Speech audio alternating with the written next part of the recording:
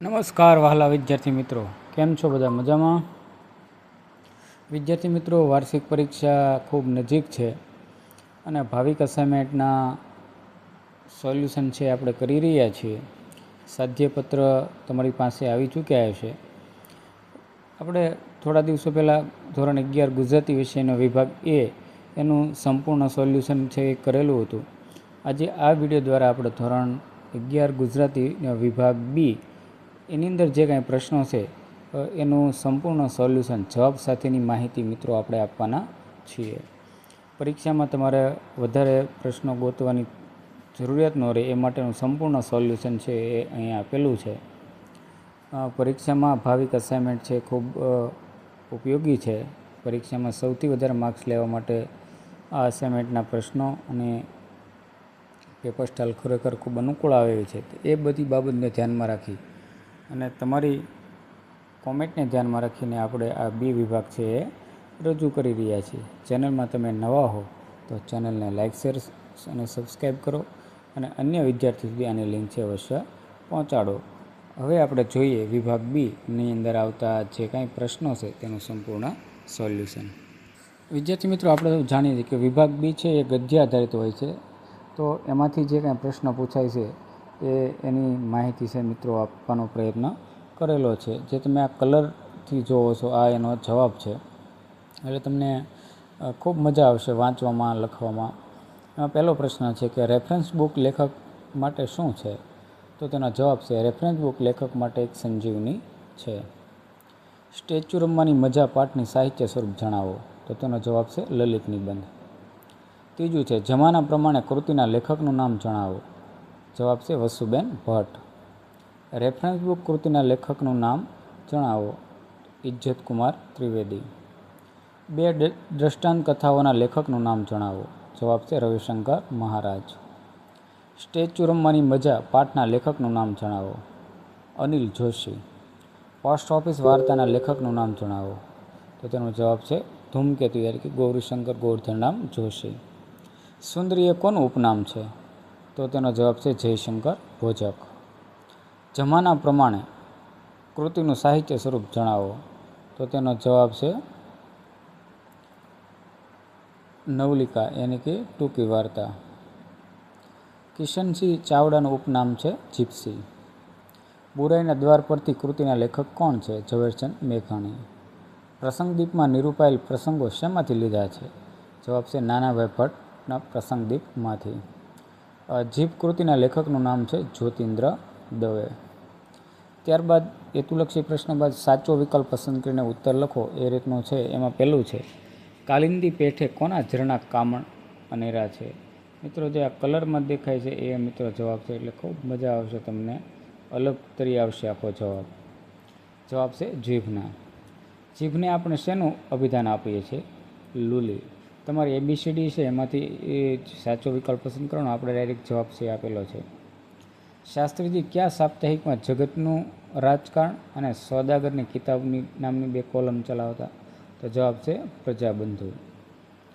અલી ડોસાની પુત્રીનું નામ શું હતું? તો જવાબ છે મરિયમ. સુંદરીની આત્મકથાનું નામ શું છે? તો થોડા આંસુ થોડા ફૂલ.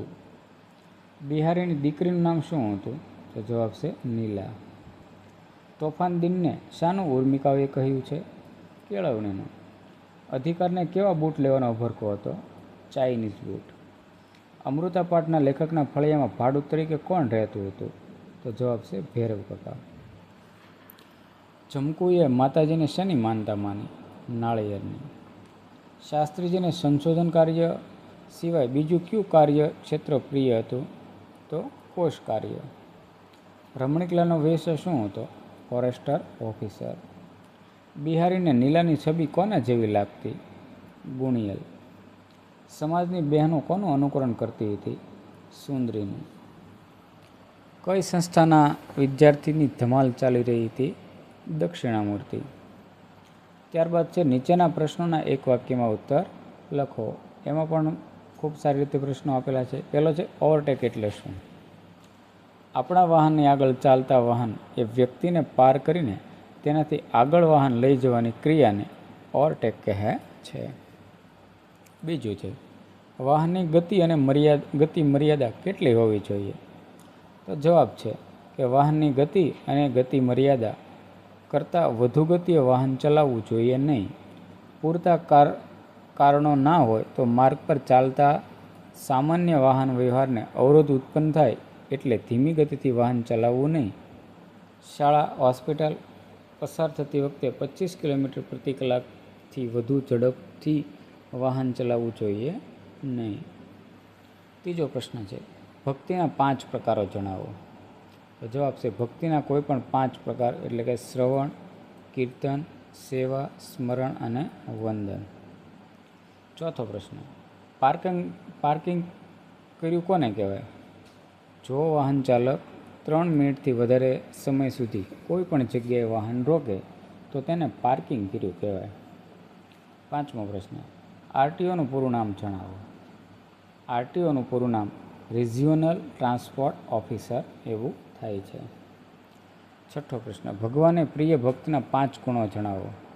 તો ભગવાનના પ્રિય ભક્તના 5 ગુણો તો દૃઢ વૈરાગ્ય, મોહમાયા રહિત, દ્વેષ રહિત, તૃષ્ણા ત્યાગી, સમદૃષ્ટિ અને કપટ રહિત, વર્ણલોભી. આ એના 5 ગુણો છે. બાઈએ લાપસી શા માટે રાંધી હતી? તો લેખક મેટ્રિકની પરીક્ષા આપવા જતા હતા એટલે બાઈએ 2 પૈસા ઉછીના ઉધાર કરીને લાપસી રાંધી હતી. આઠમો પ્રશ્ન, સુરક્ષિત ડ્રાઇવિંગ એટલે શું? તો સુરક્ષિત ડ્રાઇવિંગ એટલે એવું ડ્રાઇવિંગ કે જેમાં ડ્રાઈવર અને રાહદારી સંપૂર્ણ માર્ગ સલામતીનો અહેસાસ થાય. તામસિક આહાર કોને કહેવાય? તો તામસિક આહાર એટલે અડધું પાકેલું, અડધું કાચું, સુકાઈ ગયેલા રસનું, દુર્ગંધ મારતું, વાસી, એઠું તથા અપવિત્ર ભોજન એ તામસી આહાર છે. 10મો પ્રશ્ન, છેલ્લે રહ્યા દોડ પાછળ દ્રષ્ટાંત કથામાં કયા દેશનો પ્રસંગ છે? તો જર્મની દેશનો પ્રસંગ છે. ત્યાર પછી સૂચના છે કે નીચેના પ્રશ્નોના 4-5 વાક્યમાં ઉત્તર લખો. એમાં પહેલો પ્રશ્ન છે કે રાજાને પોતાના પ્રશ્નનો મર્મ ક્યારે સમજાયો? તો એનો ઉત્તર છે, એક શેર બરફ બધા પ્રધાનોના હાથમાંથી પસાર થઈને રાજા સુધી પહોંચે ત્યાં સુધીમાં 1.5 બરફ રહ્યો. એ જ રીતે રાજ્યની તિજોરીમાંથી પ્રજાના વિકાસના કાર્યો માટે ફાળવેલા રૂપિયાનું પણ બરફ જેવું જ છે. આ કિસ્સા પરથી રાજાને પોતાના પ્રશ્નનો મર્મ સમજાયો. બીજો પ્રશ્ન, લેખક પોતાની રેફરન્સ બુક કોને કહે છે અને શા માટે? તો લેખક તેમના બાના નિર્વ્યાજ પ્રેમની સ્મૃતિ રૂપે જે વસ્તુઓ પોટલીમાં સાચવી રાખી હતી તે પોટલીને તેઓ રેફરન્સ બુક કહે છે. બાના મૃત્યુ પછી તેમના નિર્વ્યાજ પ્રેમથી વંચિત લેખક પોતાની દોમદોમ સાહેબીમાં પણ બેચેની અનુભવી જતા ત્યારે છાનામાના આ રેફરન્સ બુક ખોલીને બેસતા, કારણ કે એ પોટલી એના જીવનની રેફરન્સ બુક હતી.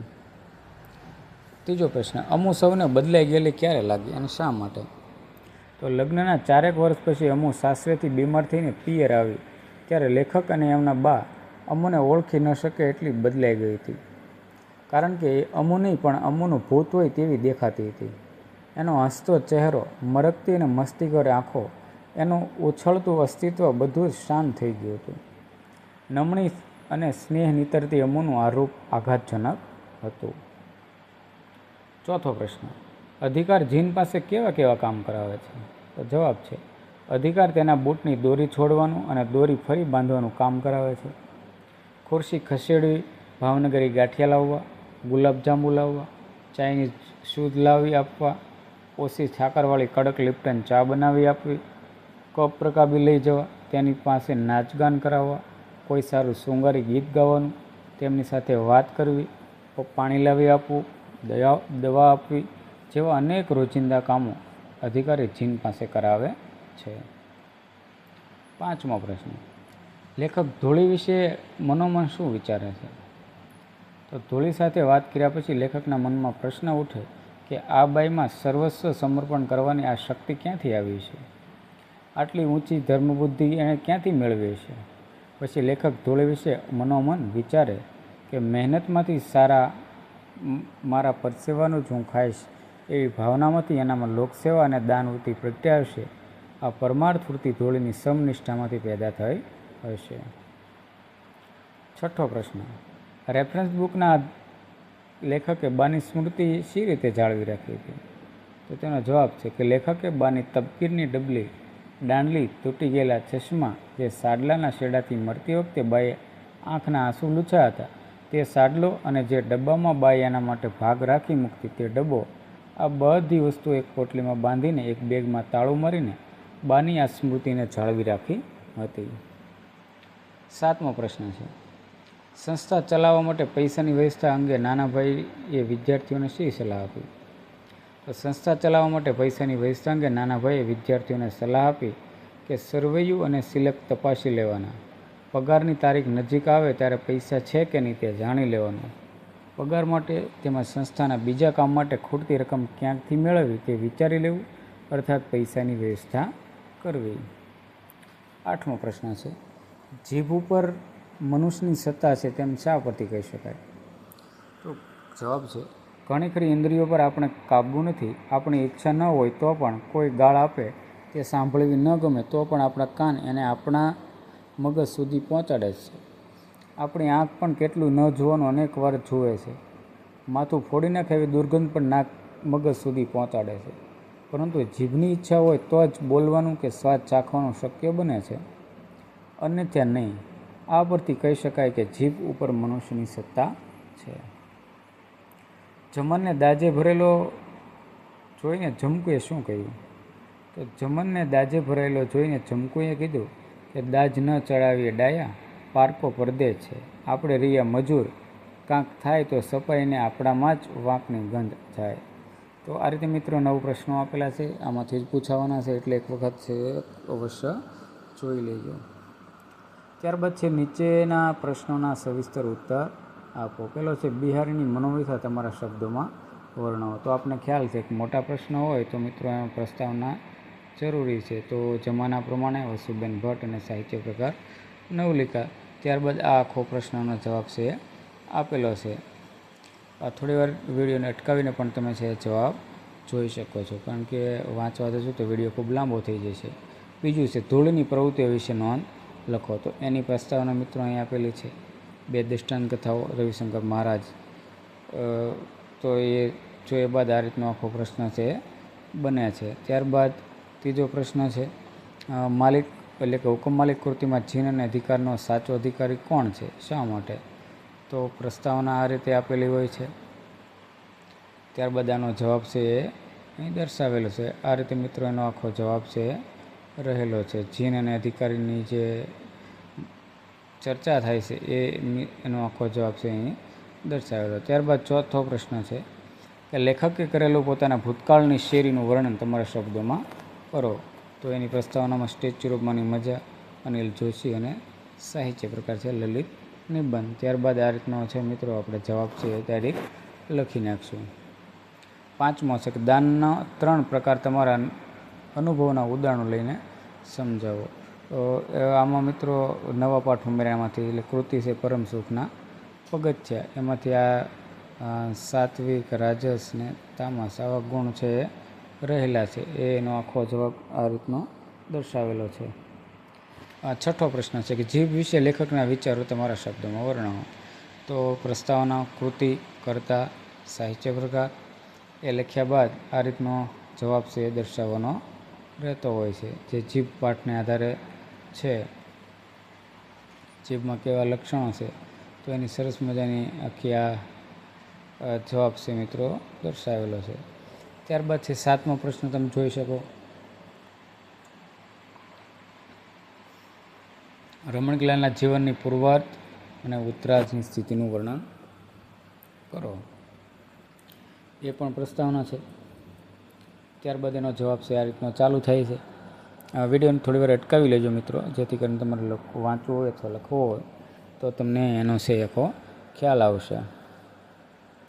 ત્યારબાદ 8મો પ્રશ્ન છે કે રેફરન્સ બુક લઘુકથામાંથી પ્રગટ થતા બાનું રેખાચિત્ર આલેખો. કૃતિ રેફરન્સ બુક કરતા ઇજ્જતકુમાર ત્રિવેદી, સાહિત્ય પ્રકાર લઘુકથા.